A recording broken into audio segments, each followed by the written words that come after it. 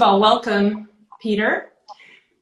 Thank you, Lynette. Can you hear me all right? I can hear you very well. I'm glad it's working.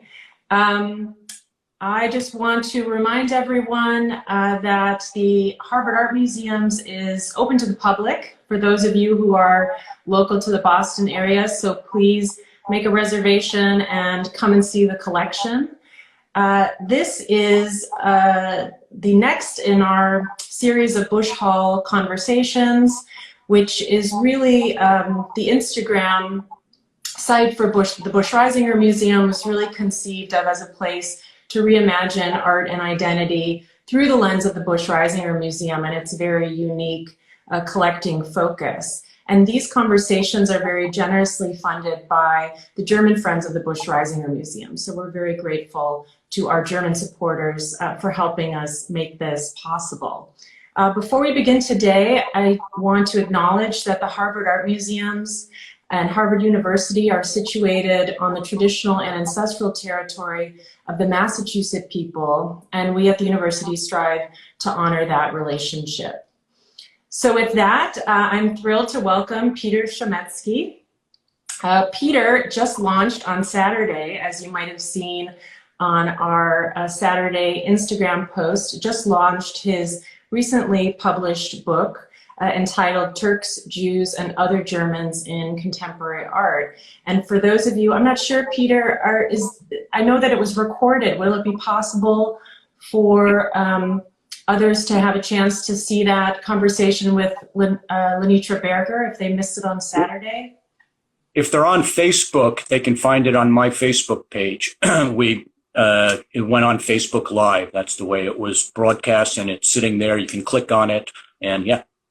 Excellent. So I highly recommend it, and Peter reads excerpts from his book. And so today I thought actually we don't want to tread exactly the same ground, so we're going to kind of dig in to a couple of questions certainly that I had as I was listening to you both read from the book and talk to Lynette Roth about it, and the audience questions that came up. So Peter Chametzky, for those of you who don't know, is professor of art history at the School of Visual Art and Design at the University of South Carolina. And he teaches courses in 20th and 21st century art, theory, and culture. And his research focuses on German art and culture specifically. So not too surprising that he's joining us here on Busch Hall. I wanted to actually just start, Peter, with the title of your book.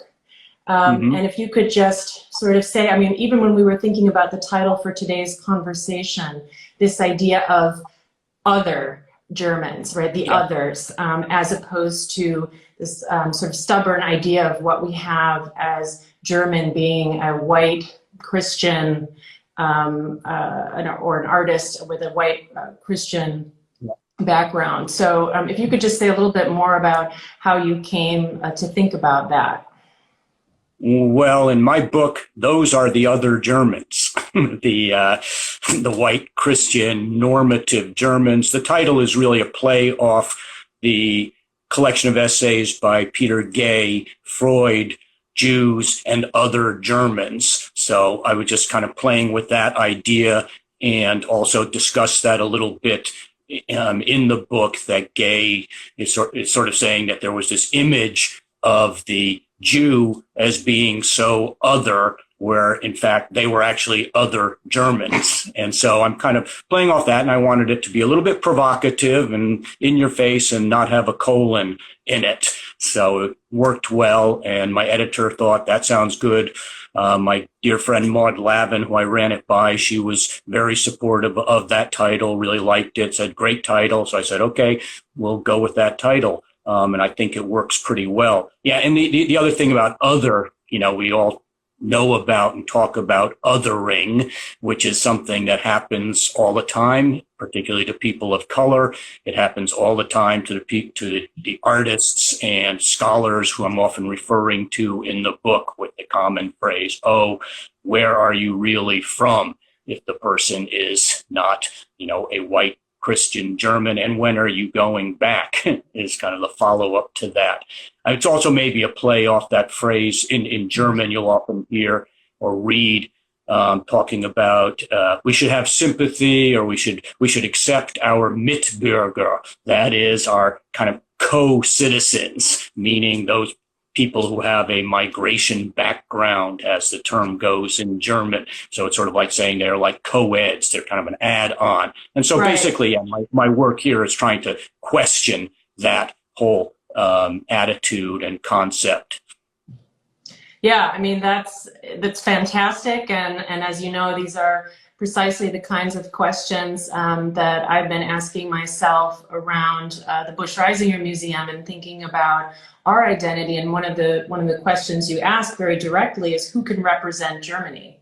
And that was, sort of where I think, our work was on kind of parallel tracks as you began to explore really the ethnic diversity in contemporary German art, and we're asking the question of where are we seeing this in the museum. And I was looking to our own museum and saying, how are we defining sort of who is actually in the Busch-Reisinger Museum collection and who is not. And actually I came up against a couple of examples where, I was actually still talking about very well-known white German artists. And even there, the question came, are they really German? Because the issues that they were dealing with were not dealing specifically with the Second World War, the Holocaust, Germany's fascist legacy. And so that also posed the question, which I know you also address, of what are the historical markers that we're looking at and thinking about when we're thinking about the issues that contemporary artists are addressing.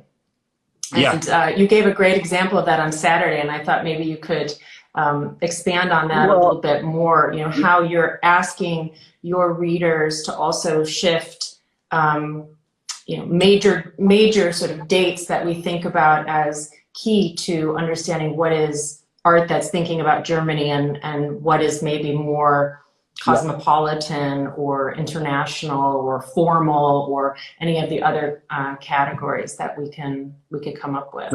I think you're referring to 1961.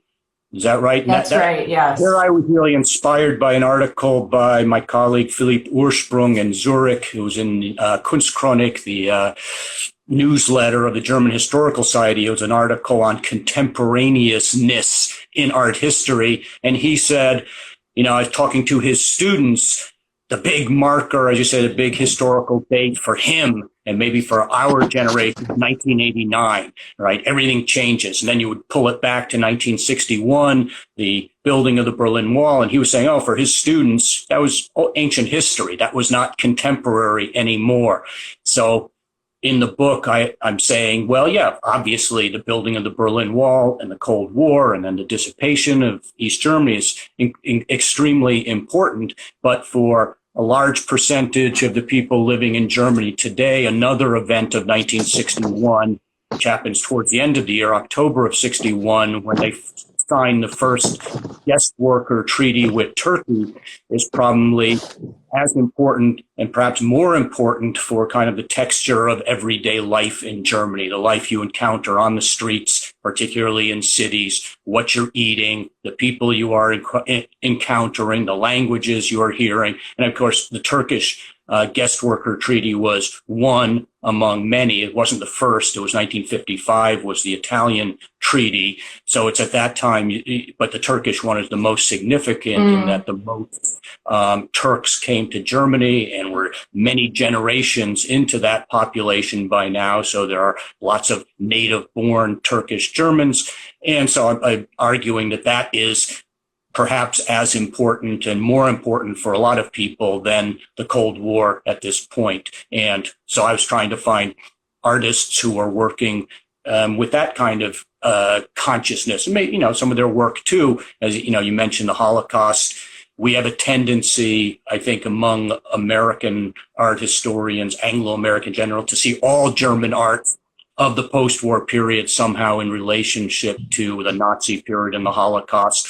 And certainly I'd be the last person to diminish its importance, but there are, lots of other issues that are being dealt with. And then the question that comes up, and we talked about this on Saturday, is I said, who can represent Germany? That's the first question in the introduction. And I mean represent in at least two ways, represented as artists in their work and also as people. And then, what's their relationship to German history? Do they also have a kind of special relationship if they are immigrants to the Nazi period and the Holocaust in particular? And, I would say yes.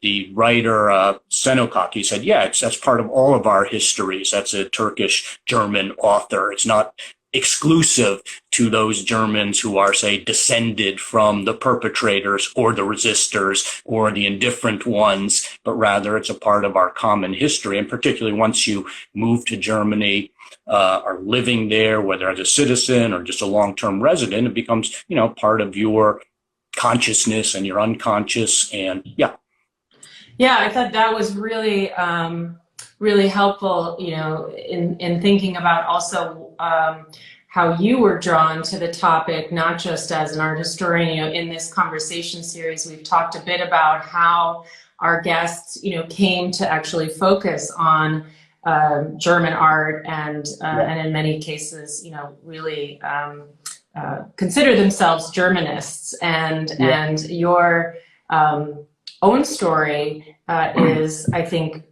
extremely relevant in that regard, because you consider yourself to be a part of the German diaspora, and that is precisely something that I'm also, beginning to explore on this forum as well. How do we broaden even beyond Germany and German citizenship, although that is also a part of your story as well. So maybe you could say a little bit more about that, because I know the book started actually as a book about German Jewish artists. Well, my research really started in that way. And we can take it back to my history, but first take it back to the history of, how I got the idea to do the book. I did a session at College Art Association back in 2013 on the call was for German Jewish artists, 1890 to 2010.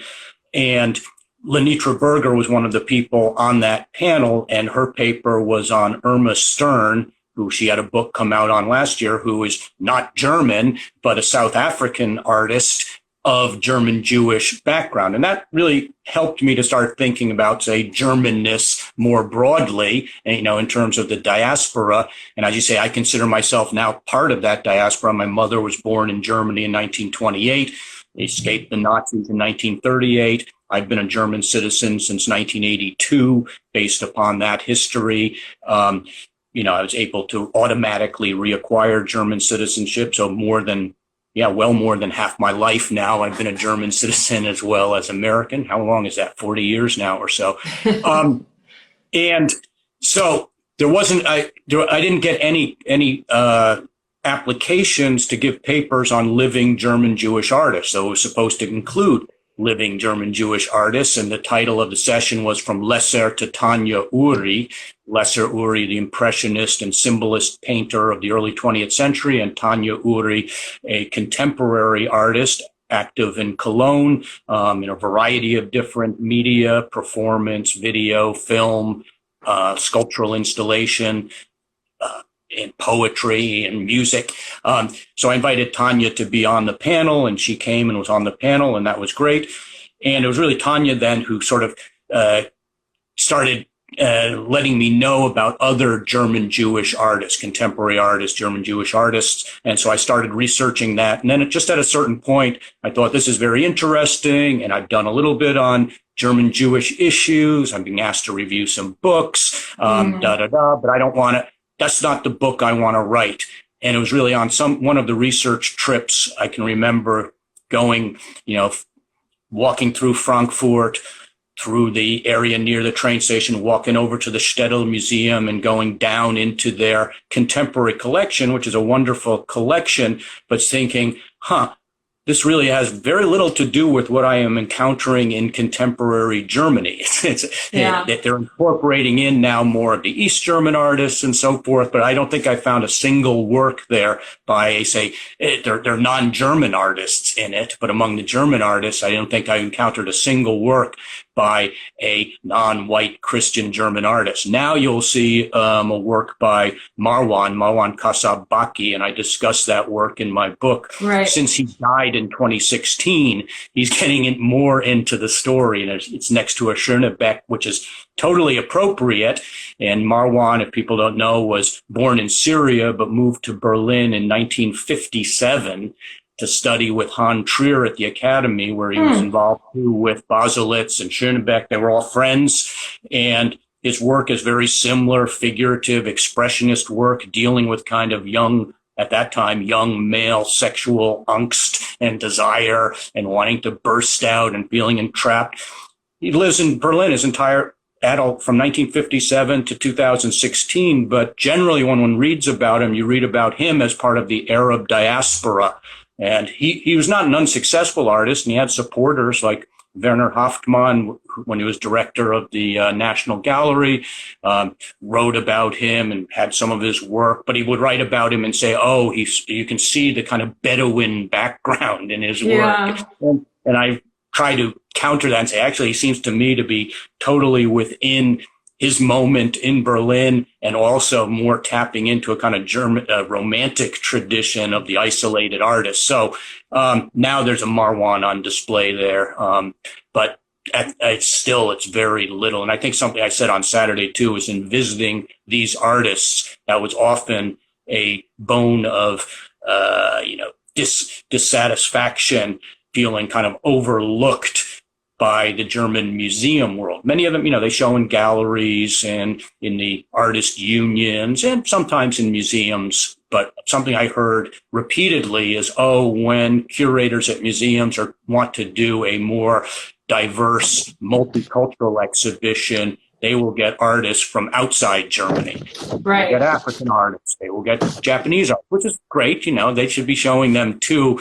But some of those artists said, hey, we're here too. Did anyone, I know you spoke and you talk about more than 30 artists in the book. Was anyone not interested in being part of a book that's about sort of the multicultural German art scene?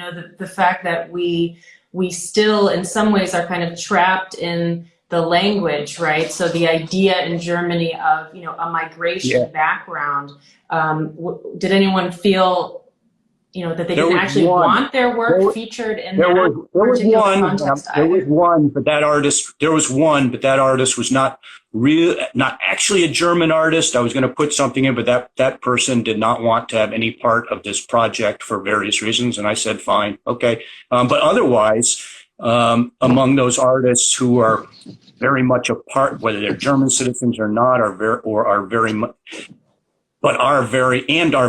a part of kind of the German art world and scene. They were all almost to a woman and man very, very enthusiastic and cooperative and great to work with, and were thankful that someone was going to put together these different strands of artistic work that's being done under this rubric. And I should say that, while you really delve into the individual case studies and do very close readings of a lot of the work, for me, it was really the introduction to your book that I found particularly valuable, because in it, and I hope everyone will have a chance to get Peter's book and see what I'm referring to, but you really give us an overview of kind of where we're at. And in some ways, it was just, and it has been striking to me that, work has been done, right, for decades in certain areas, and yet somehow has been slow to shift these sort of stagnant ideas we have about what, what is art from Germany, or who are German artists. And I know, as I started to read the work of Rita Chin or Mai Amin or Burger Dormache in Germany, and I thought, these are not new questions. No, no, and yet somehow, it's just very slow to see that change. I think your endorsement hit the nail on the head when you said our surprisingly stagnant understanding of what constitutes German art today. I couldn't have put that better. And it was really, as I was thinking about the topic, then in the introduction, as you're saying, I'm talking about how this has long been a topic in literary studies, in film studies, in popular culture studies. You can look at, say, in this country, the work, her name just slipping my mind, the scholar at Cornell who writes about the Turkish turn in German literature. The questions that I'm raising have been old hat in some other fields, though I don't think that in most cases it's being dealt with as broadly. Most scholars would sort of deal with a facet like, Turkish authors in Germany, or German Jewish authors, if you talk about someone like Sander Gilman or someone who will focus on the Jewish component of contemporary German literature. So we've been behind in the world of art and art history. If I could speculate as to why, and I think you're probably working to change it now. Well, I think we're very dependent upon museums. Frankly, I think that, the larger galleries to sort of see the work. Now it's easier, certainly, with the internet and the web, you can find things out there, but it hasn't really been, validated yet. And you have to find that work that has been sort of given the stamp of approval that this, it's in the museums, or it's being shown at least in museum exhibitions. It's a little easier, I think. And I don't know, there's an economic factor certainly in publishing too for writers, but, a paperback book is not as big an investment as, a big art installation or something like that. So I think a lot of it has to do with economics and logistics. And as you would well know, if a museum shows an artist who is kind of not yet tested, that artist becomes, their work becomes more valuable on the market, their work becomes validated, people start writing about it, and all of that. So, which is a little bit different. And I think literature and writing, and maybe it doesn't suffer as much perhaps in the translation that, and I mean specifically the translation to, if you're going to put things out there on the internet, on the web or whatever, you really need to see the artworks, experience them visually, physically, and so forth. Well, and I think it is a really important acknowledgement, what role also the market plays, and also what the role the market plays, also what, collectors collect, or what is deemed valuable on the market. So, a collection like the Busch-Reisinger Museum, in terms of its contemporary collection, while we've made, very specific acquisitions to expand the collection, most of the work that we have in the Busch-Reisinger Museum collection came as gifts.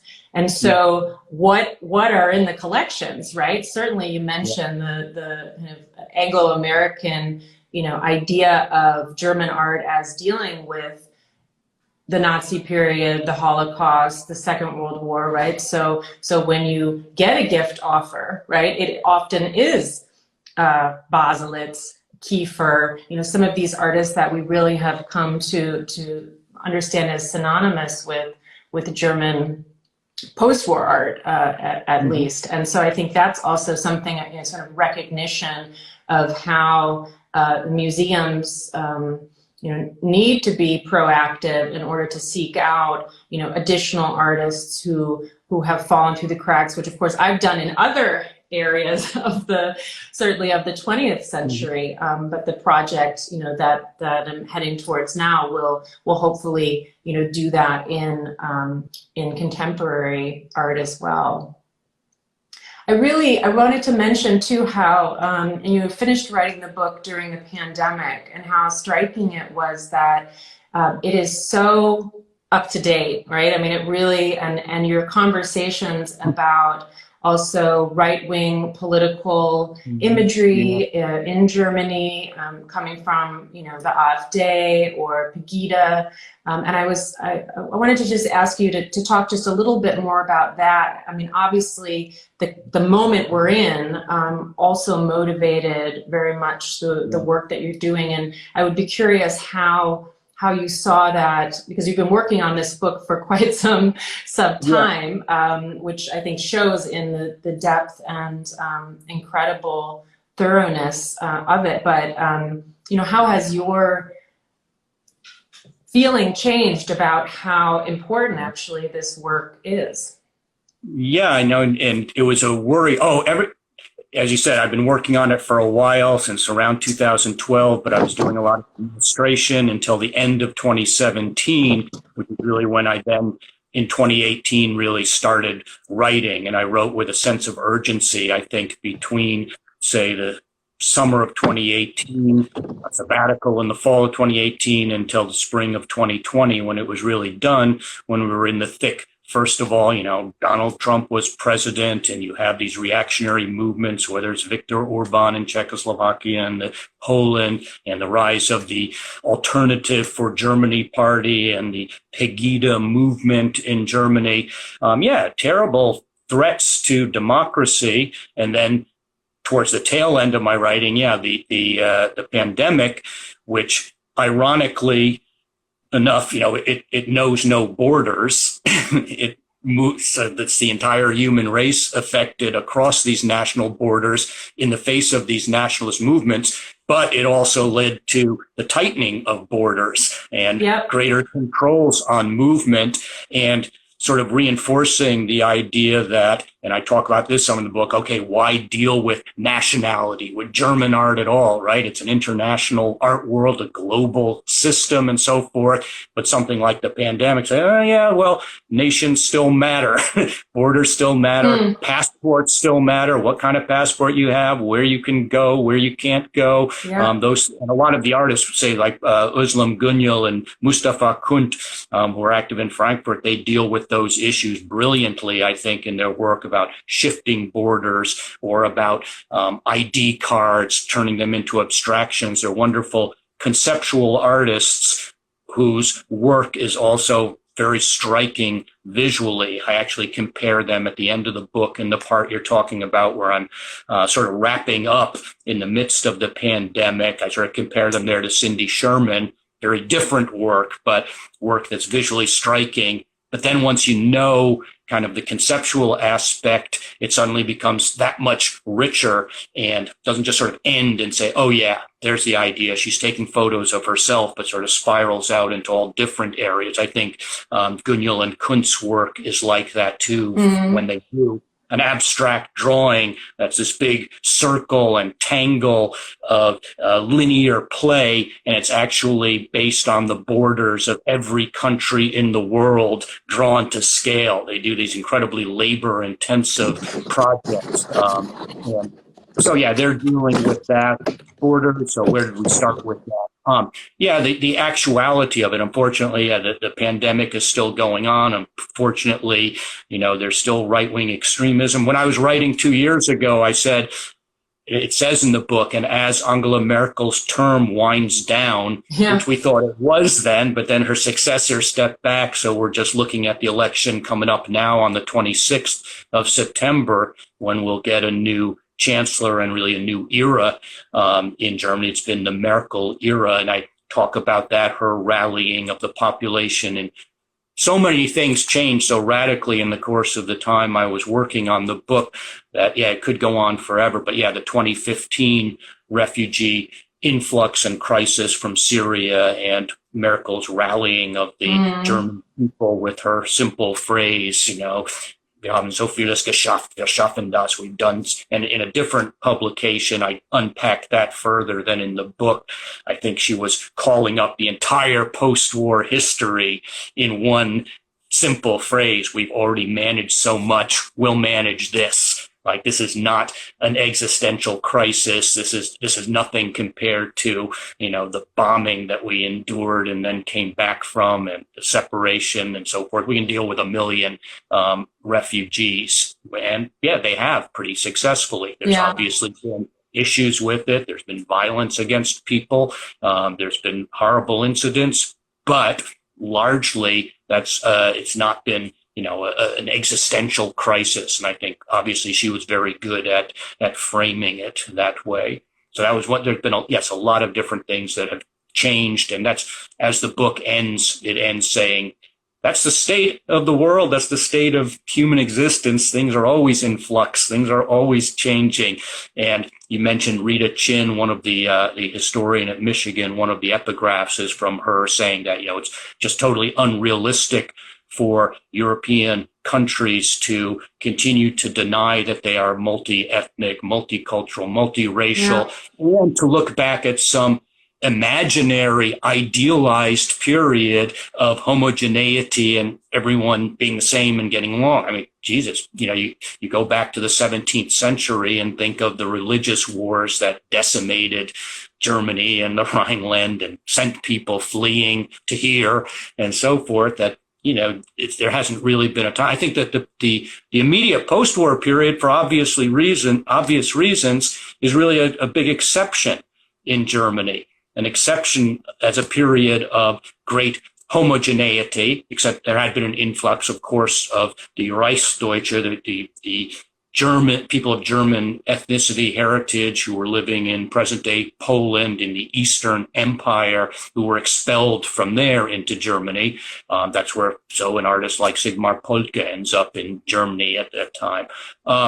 But yeah, it was really an exception. If you go back before the Nazi period, it was a more diverse culture, and not only in terms of there being a significant Jewish population, though under 1% of the German population, but also, Muslims and people of color and Sinti and Roma and so forth. But of course, the Nazis sought to wipe all of that out, and to think then of the 1950s as being kind of the norm. That's not the norm. And we moved back to something that is more the norm, I think. Yeah. Yeah, and that's one of the issues we're currently addressing in our galleries, looking at our German Expressionist collection as well, and actually thinking about Germany's diversity before the Second World War, and the way that it's reflected and refracted through our collection, and drawing visitors' attention to that fact, and also to various laws that were put into place in order to decide who got to be a German citizen, and relying on this notion of German blood, right? Even in already in 1913, in order to sort of designate that category. So I feel like we could talk forever. I feel it's particularly poignant that we're speaking, though, a couple of days after Guido Steyr was one of the most renowned German artists working today, a German artist with Japanese ancestry, just turned down the Federal Merit of Honor from the German government, and citing actually both the pandemic response, which she felt was botched, but also considering their selection of her as a kind of diversity washing. So I think there is this, this is exactly what's going on in contemporary German art, as we see artists who are both, very much aware of the issues around, sort of what is German, and this question of Germanness, but also, to take that kind of stance, I think is really incredible. think she did accept the Kate Kolovich Prize a couple of years ago from the Academy der Künste. So that's but that's not from the government. Yeah. Right, not from the government, not from the government. Yeah. So, interesting. But yeah, so, well, this has been fantastic, Peter, and I am very grateful to you for expanding a bit on many of the issues that you address really so wonderfully in your new book. And so congratulations on the book and the project. Yes, thank you. I wish I could. I don't have my copy I only yet. have the one copy so far. UPS is supposed to deliver some more later this afternoon, but I have this one, and that's by Candace Bright's on the cover. Fantastic. Yes, I was so grateful to read it in advance, even as a PDF. I couldn't get it soon enough. So thank you again for your work, Peter, and for joining us on Busch Hall. And I'm sure we'll be connecting on these topics, hopefully again and again in the future. Thank you so much, Lynette, and thanks to everyone who tuned in. Yeah, it was a great crowd today. Thank you. Bye. Bye.